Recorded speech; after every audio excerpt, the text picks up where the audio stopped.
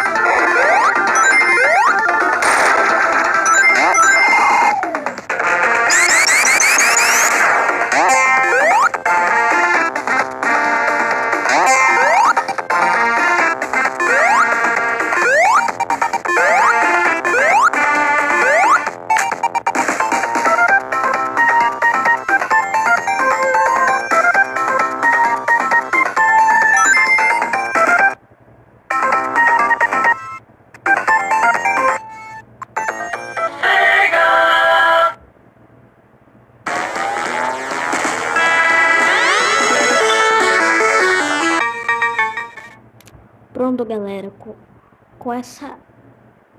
não é tipo um debug mod, é só um tutorial como ativar o som de teste. Você pode ir em qualquer fase que você quiser.